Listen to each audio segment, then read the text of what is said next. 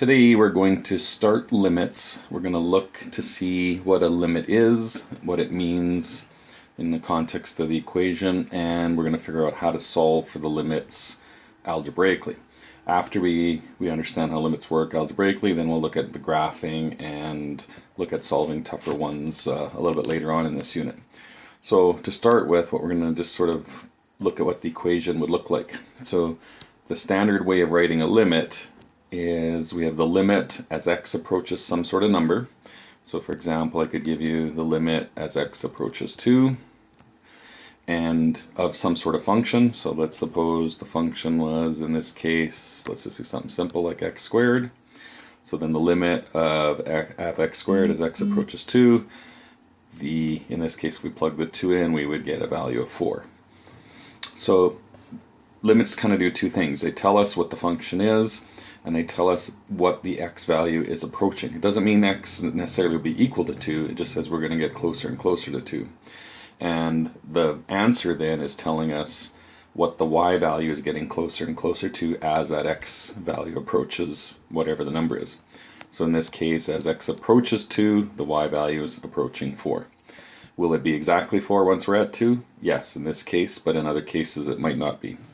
So we're going to kind of connect this to what you already learned in terms of asymptote lines and points of discontinuity and things like that. We'll see how limits kind of relates to that. But for today, we're just going to sort of look at it from an algebra approach and what some strategies would be for doing limits. So the first thing we'll do is let's start looking at an algebra approach for limits. We're just going to see how it works in terms of the equations. So for this first equation I have got on here, we have the function y equals 1/2 x. So what we're going to be trying to determine is what are the limits as x approaches a certain value for that equation 1/2 to the power of x. So the first one we'll look at is what happens when we plug in a 5. So if we put a 5 into that, we would get 1/2 to the power of 5. So if we simplify that, we get 1/2. 1 to the power of 5 is 1, 2 to the power of 5 is 32, so that should simplify to 1 over 32. So this equation, 1/2 to the power of x when x is 5, does indeed exist, and we get a y value of 1 over 32. So if we do the same thing as limit as x approaches -2, we would have 1/2 to the power of -2. So if we simplify that, that's the same thing as 2 over 1 squared, if we get rid of that negative power, and 2 squared over 1 squared would simplify to 4. So that's a pretty simple one as well. The last one, not quite as easy. If we get 1/2 to the power of infinity, well, we can't type infinity in on our calculator, but what we could do to test it out is just plug in a really big number. So if you type in something like 1/2 to the 10,000 or 100,000 or something like that, just type in a really big number, your calculator is going to round it off for you, because really what we're getting is 1 divided by 2 to the power of 1,000,000 or 10,000 or whatever it is, which is going to be such a big number that your calculator will just round it off to 0. So even though the x value isn't an exact number, we can still possibly get a limit. So some functions will have a nice limit number, whatever the y coordinate is. Others will have an actual limit number that we can't technically calculate like this last one we did, but it's still going to be a limit number. And we're going to get some functions that don't have a limit at all. So for example, if we plug in an x value and it just doesn't exist, then we would have a non-limit equation. So for this next slide, what we're going to look at is, can we actually calculate limits algebraically? So we're going to go through a couple of steps today of how the best approach to this is. And the first and the easiest and the first step that you always want to try is just simply plugging in the number. If you can plug in the number and it works, great. That'll give us whatever the y coordinate would be at that specific x value. So for this first one, if we plug in a 2, we get 1 plus 1/2 squared. So if we simplify that, that would give us 3/2 squared, which would give us 9/4. So the limit as n approaches 2 in this case is 9/4. So from a graphing perspective, what that's telling us, what we just figured out, is as x approaches 2, we are approaching 9/4 as an exact coordinate. So whatever this function looked like, let's suppose it's just some sort of typical exponential function or something like that. What we just determined that is at x approaches 2, we just got a 9/4 value, which is like 2 1/4. So it's fairly close to where I sketched it out. Okay, so if the limit exists and we get just a nice easy coordinate, an easy y coordinate, that's perfect. The second example here I got works even easier because 7 squared is equal to 49, so we don't need to actually do anything. That's our final answer. So, and the reason, let's kind of think of it from a graphing perspective again. If we were to graph this one out, and we just graph y equals 7 squared, that's just going to be some horizontal line at the location of y equals 49. So we can see that it doesn't really matter what our n value is, or x value, we're always going to be 49. So in this case, it is indeed as well just an exact coordinate. So when x was 4, we figured out that the y coordinate was 49. So if the limit works by just plugging the value in, that's the simplest way to go. What we figured out is that limit is the location of the y coordinate. So the last two examples, and these next two that we're going to look at as well, are basically what we call continuous limits. So for functions, or even just a section of a certain function where the graphs are continuous, so that means we have no breaks in the graph, there's no asymptote lines, there's no points of discontinuity, it's just a nice continuous curve, then that means that the limit value that we're calculating is really just the exact y coordinate at that location. So for some functions like the ones we just did, or even these next two, we do get a nice value for that limit. So for this first example, if we plug in a 2, we'd have 2 squared plus 6 times 2 is 12, plus 8 on the top, and we get 2 plus 4 on the bottom, which is 6. So that gives us 24 over 6, which would give us an answer of 4. So just like the last ones, this is a continuous graph, so whatever this graph would look like, we just determine that we have an exact coordinate of x of 2, and y value would be 4. The second example, if we look at that one quickly, works basically the same. If we plug a 1 in, we get 1 squared minus 1 on the top, and we get 1 plus 1 on the bottom. So if we simplify that, we get 0 over 2. So having a 0 on the top isn't necessarily a problem. It just tells us that, again, we have a certain y coordinate at a certain location. So for this one, when x is 1, we had a y value of 0. So 0 is an okay answer as long as it's on the top of our fraction. It's when it's on the bottom that's when we need to worry about it. So for both of these graphs, basically what we've determined is a certain coordinate. So for the first one, when x was 2, we had a y value of 4. So that's just some specific coordinate on the graph. For the second one that we just did, we said when x is 1, we had a y value of 0. So let's see what happens when we start exploring what happens at discontinuous limits. So remember, discontinuous limits are where there's some sort of break in the graph. So it could be a point of discontinuity, could be an asymptote line, could be just the graph doesn't exist. The graph just stopped at some other location and it didn't even exist at that location. So these are going to be the ones that are going to cause us the most trouble. So we're going to be looking at some basic ones today, and we'll look at some strategies on how to solve them, and then we'll look at the more difficult or the weirder ones later on. So for this first example, if we plug in a -4, so this is this exact same ones I just had on the previous page, but if we plug in a 2, we saw we got an answer of 4, whatever it was. But if we try -4 and do the exact same thing, -4 in the top would give us 16 minus 24 plus 8, and on the bottom we'd have -4 plus 4, which would give us 0. So if we simplify that further, on the top we get 0 over 0. So the top becomes 0, the bottom is 0, we have a problem. We know that we can't divide by 0, so that means there's an issue, right? It's no longer an exact coordinate location. So on this graph, we already know that -4 doesn't work because it's a non-permissible value. So what limits are going to help us figure out is what's going on at that location. Is that non-permissible value an asymptote line? Is it a point of discontinuity, or is it just doesn't exist at all?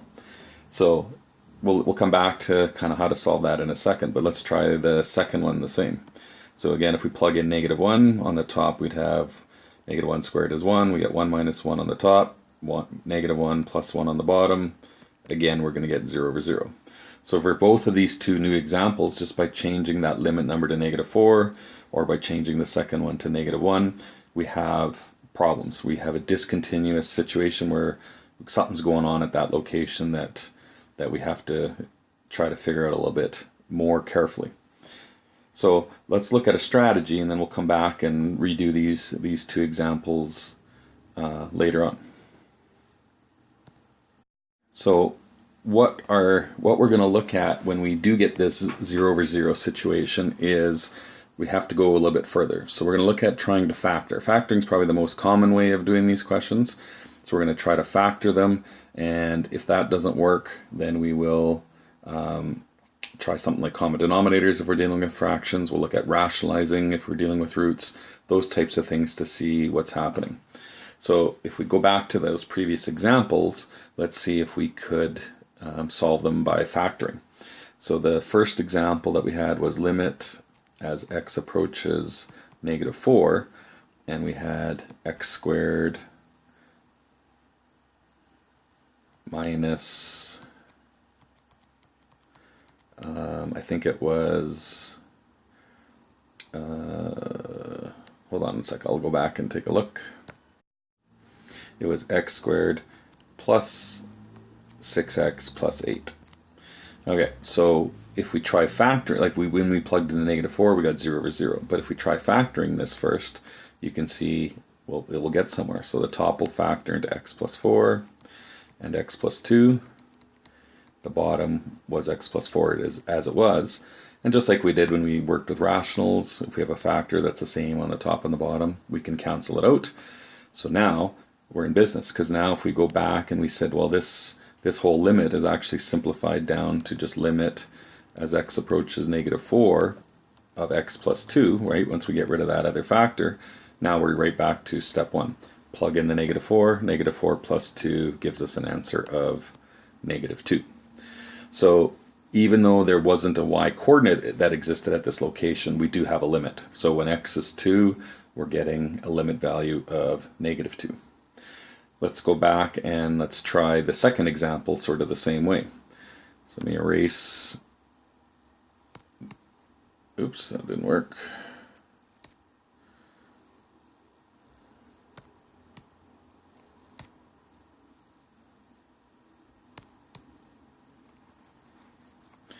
So let's erase all this off. This is a new program I'm using, so I'm kind of learning where everything is.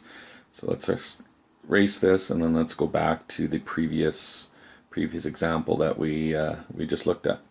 So that one was, the equation was limit as x approaches -1, and we had x squared minus 1 on top and x plus 1 on the bottom. And again, when we plugged in the -1, it didn't work, but a factoring strategy will definitely help us out. So if we factor the top, we get x plus 1, x minus 1. Factor the bottom, it's already done. It is as x plus 1. Oops, I have a mistake there. That top should have been x minus 1. So you can see again we have x plus 1 top and bottom that we can cancel out. So once we get rid of that, now we can plug in our -1. So our limit of -1 minus 1 will give us a final answer of -2. So in this case, again, we do not have an exact coordinate, but we have a discontinuity, but we did indeed find the limit. So like I've got written on the bottom, in most of these cases when we get a 0 over 0, and when we're solving it, what we're actually solving for is the location of that point of discontinuity. So for this graph that we just did, at -1 and -2, we basically just figured out that there's some sort of break in the graph. So whatever that graph would look like, I think this one ends up just being sort of like a straight line.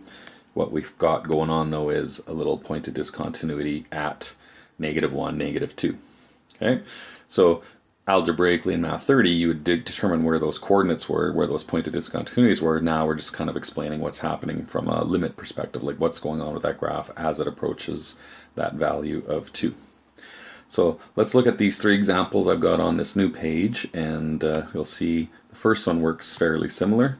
We can factor the top and bottom as well and get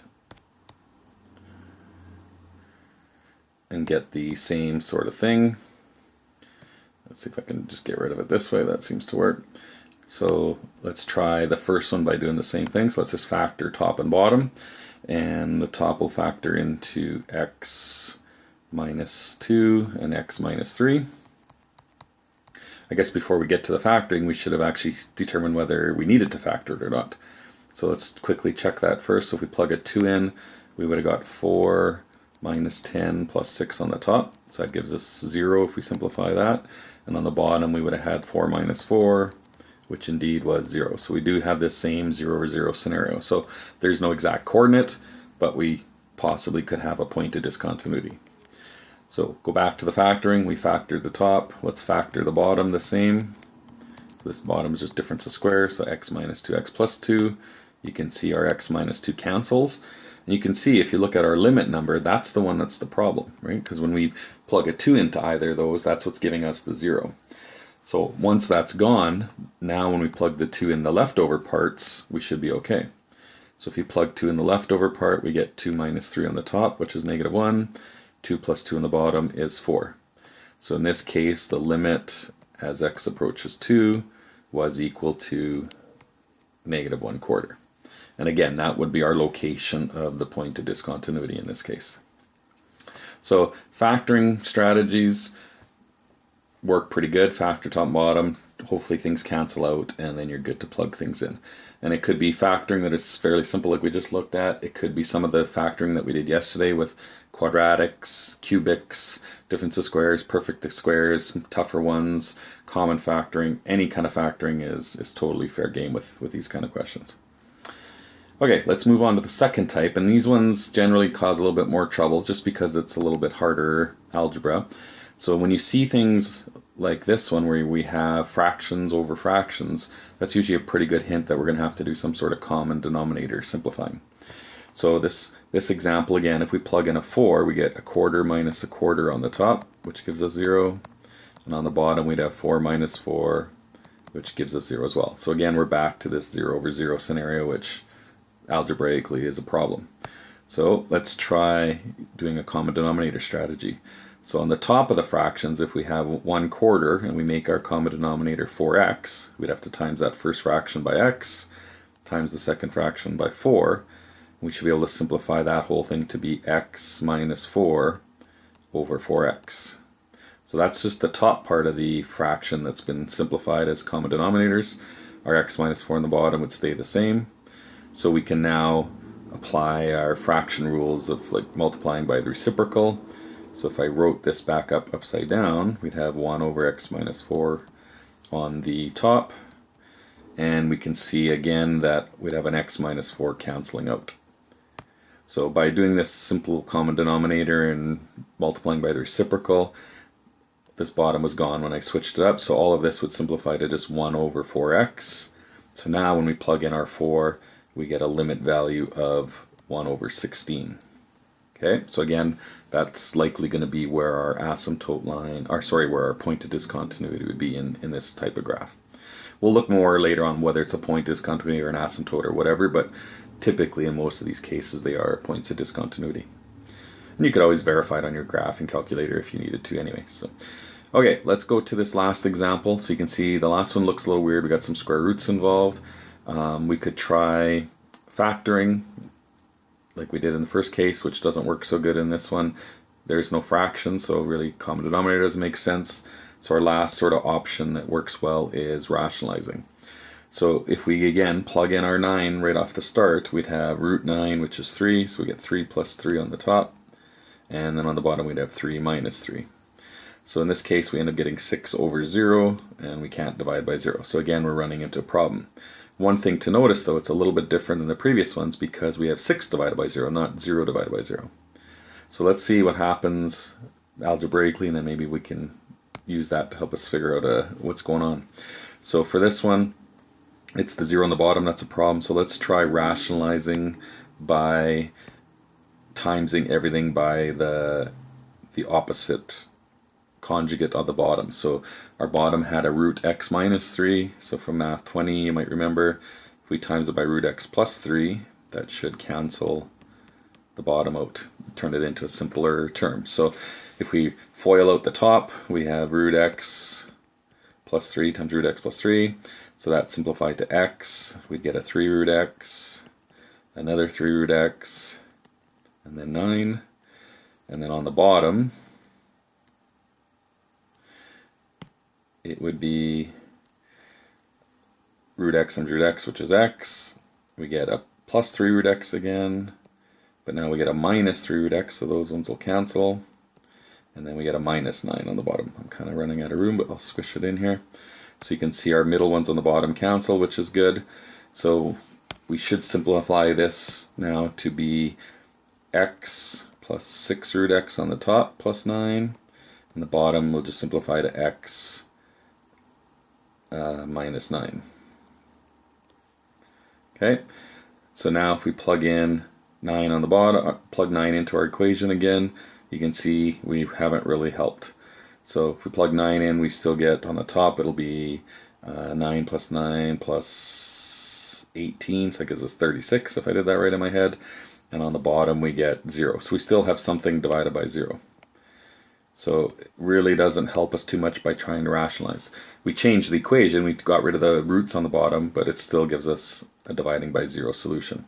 So in this case, the best way to approach it is if you have something that doesn't work on the bottom, we just say there's no limit. So no matter what we do with this one, we can't get it to work out to a value. So the final limit answer is there is none, it doesn't exist, or there is no limit.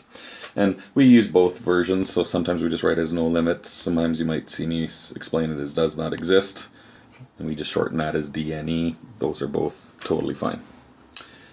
Well, that's it for now. We'll do some practice questions, and then on our next lesson we'll kind of move on to other types of limits.